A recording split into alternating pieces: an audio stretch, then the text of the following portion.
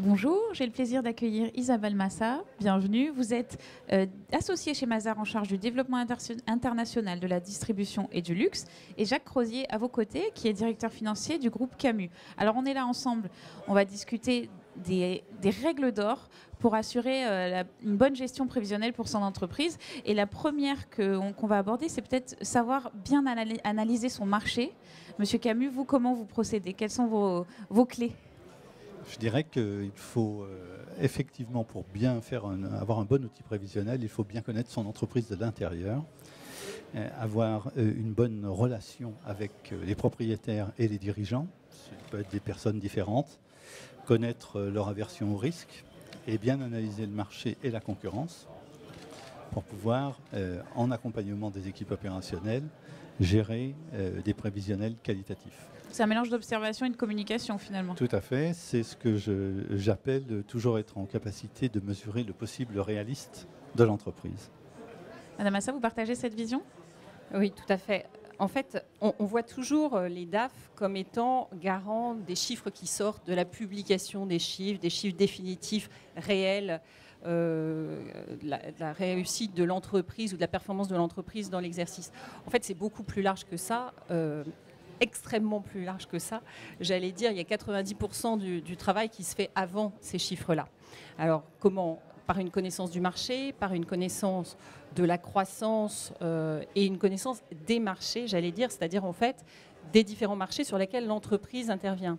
Donc, si on prend par exemple le marché du cognac, évidemment, un bon exemple, on va pouvoir regarder s'il y a le cognac et le champagne, c'est pas exactement le même marché, c'est pas les mêmes consommateurs, mais également si on parle du cognac en Chine ou du cognac au Brésil, on est quand même dans des marchés extrêmement différents, structurés différemment, avec des prévisions de croissance et des prévisions de produits également extrêmement différents.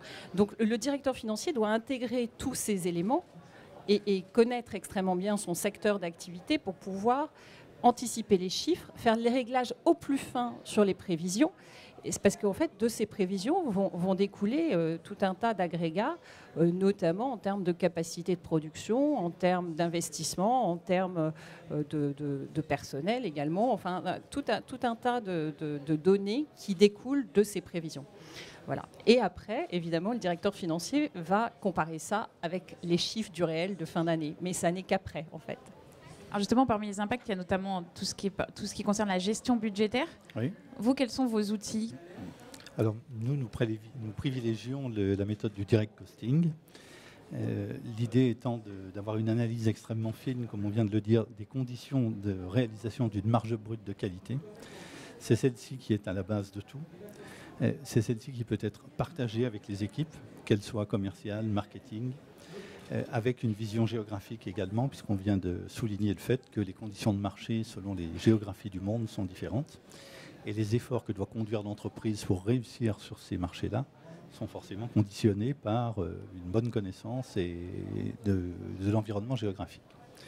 Le fait de s'intéresser à une marge brute de qualité, ça ne veut pas dire non plus négliger ses frais fixes. Tout au contraire, l'analyse des frais fixes, elle est tout aussi importante. C'est un élément régulateur extrêmement important. D'abord, on s'y cache des effets de levier en cas de croissance soutenue. On va pouvoir résister sur un certain niveau de frais fixes avant de franchir un palier, et donc on va avoir un bénéfice augmenté. Ce n'est pas simplement la marge brute qui s'améliorera, c'est le résultat final, dans la mesure où les frais fixes auront été stabilisés. À l'inverse, en période de crise, on a des variables d'ajustement qui sont aussi positionnées au niveau des frais fixes, et à partir du moment où on a demandé à chacun de faire un travail fin d'analyse préalable au commencement de l'exercice social, on obtient un outil de management qui permet de s'adapter aux différentes situations. Finalement, le direct costing, est-ce que ça s'applique à toutes les entreprises? Est-ce que c'est quelque chose qu'on voit se développer? C'est quelque chose qu'on voit se développer. Néanmoins, en fait, ce qui est surtout important de noter, c'est que les entreprises profitent de la crise, ou plus exactement de cette espèce de chamboule-tout qui a été qui a rendu obligatoire une réflexion de fond sur les marchés, sur l'organisation, sur les modalités de fonctionnement de chaque entreprise. Les entreprises se sont appuyées sur cette réflexion de fond pour finalement redimensionner leur rayon d'action et la façon dont ils interviennent. Alors, ça se traduit parfois par effectivement des direct costing et le plus souvent une responsabilisation en fait des personnes sur soit leur PNL, leur centre de coût, leur centre de profit, etc. Mais je pense que le mouvement très important, c'est vraiment ce redimensionnement en fait et cette réorganisation autour des vraies préoccupations et de la stratégie de l'entreprise. Alors, responsable de son PNL, responsable de son bilan aussi, parce que quand vous êtes responsable d'un PNL, il ne faut pas oublier que derrière, il y a quand même le BFR et puis le cash, parce que quand on ne fait pas rentrer le cash, c'est quand même un peu dommage. Voilà. C'est d'ailleurs toute la richesse de l'exercice que l'on vient de décrire, ce travail de réflexion en amont, quelles que soient les conditions économiques de l'instant donné, est extrêmement important pour fixer des lignes, connaître les niveaux de BFR et anticiper. Même si on voit apparaître un effet de crise dans 6 mois lorsqu'on fait son budget, et que donc on aura des difficultés de trésorerie qui vont se faire jour à cette échéance, ne pas attendre d'être face au mur, mais au contraire, par ce travail de fond qui a été conduit préalablement, anticiper les réactions et aller chercher les moyens de refinancement qui vont aider à franchir ce cap difficile. Alors, on le voit, vous parlez très peu à la première personne, vous parlez beaucoup de vos équipes, et ça m'amène tout naturellement à notre troisième règle d'or, qui est le travail d'équipe. Pour vous, c'est essentiel ? Oui, tout à fait. Bien sûr, je participe au conseil de surveillance de Camus, et je dois à ce moment-là être le reflet du travail global qui a été conduit par les équipes. Mais malgré tout, tout ce travail journalier et de contrôle et de réactivité, il s'appuie sur des équipes qui font du contrôle de gestion, qui font de la gestion de trésorerie, avec lesquelles on peut travailler soit sur des objectifs court-termistes, soit sur des objectifs long terme, y compris la réalisation de business plans. Et c'est un élément extrêmement important, en fait, d'impliquer les gens dans la gestion du business plan et du moins dans sa construction et sa compréhension, afin qu'on puisse le partager avec toutes les directions opérationnelles de l'entreprise et qu'il y ait une sorte d'adhésion qui soit claire dans l'esprit de chacun par rapport à un modèle économique que l'on doit conduire et des objectifs que l'on doit atteindre. Cela nous permet de nous réajuster plus facilement à partir du moment où on a fait cet effort de partage initial. On n'est pas là pour vivre dans une tour de verre cachée et ne sortir les résultats qu'à la fin de l'année comme une surprise d'une pochette. Voilà. Madame Massa, vous partagez, j'imagine, cette vision. On entend beaucoup parler de ça aujourd'hui sur le congrès. C'est vraiment les équipes. C'est pas le DAF tout seul, c'est le DAF et son équipe. C'est le DAF, son équipe et les équipes de l'entreprise. C'est-à-dire qu'en fait, il faut responsabiliser, partager. Quand vous faites des prévisions de chiffre d'affaires, évidemment, vous ne les faites pas en chambre, vous les faites avec les équipes commerciales, avec les équipes de développement, avec les équipes de construction des produits aussi et de développement de nouveaux produits, parce que vous ne pouvez pas vous-même vous engager sur un niveau de chiffre d'affaires si vous n'avez pas toutes ces équipes qui travaillent derrière vous. Alors, il y a des équipes qui travaillent avec vous, il faut responsabiliser, il faut partager.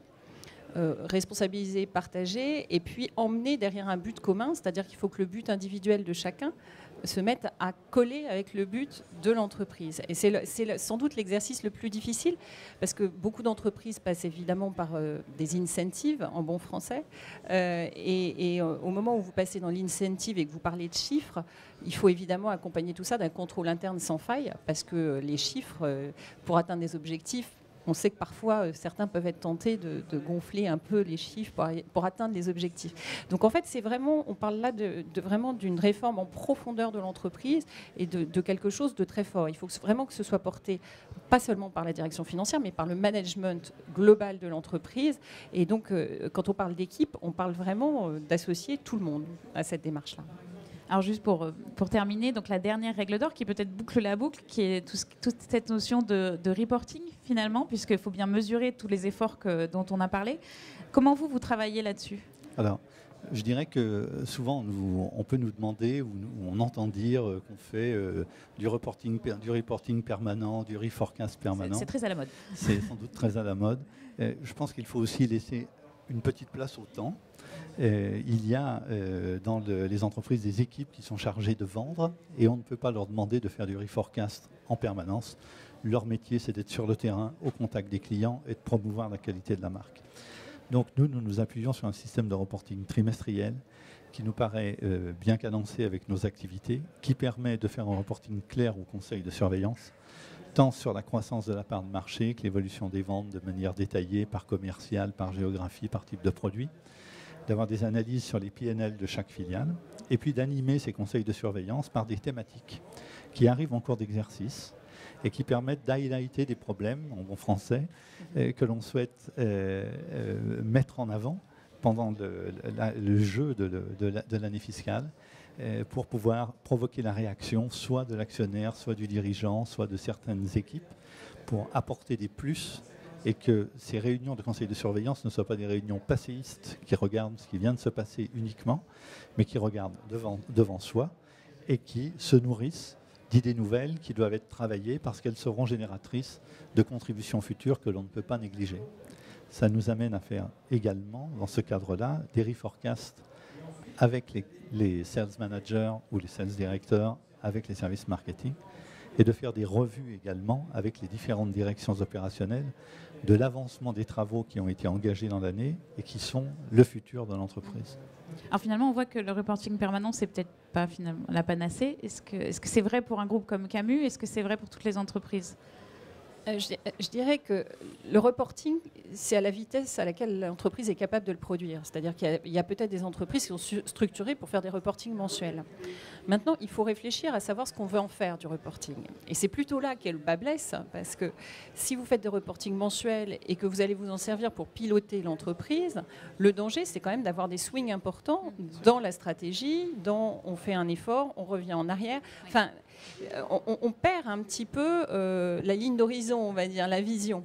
Donc, en fait, effectivement, un reporting trimestriel, ça permet d'avoir une bonne vision et de piloter tout en changeant pas d'avis toutes les 3 secondes.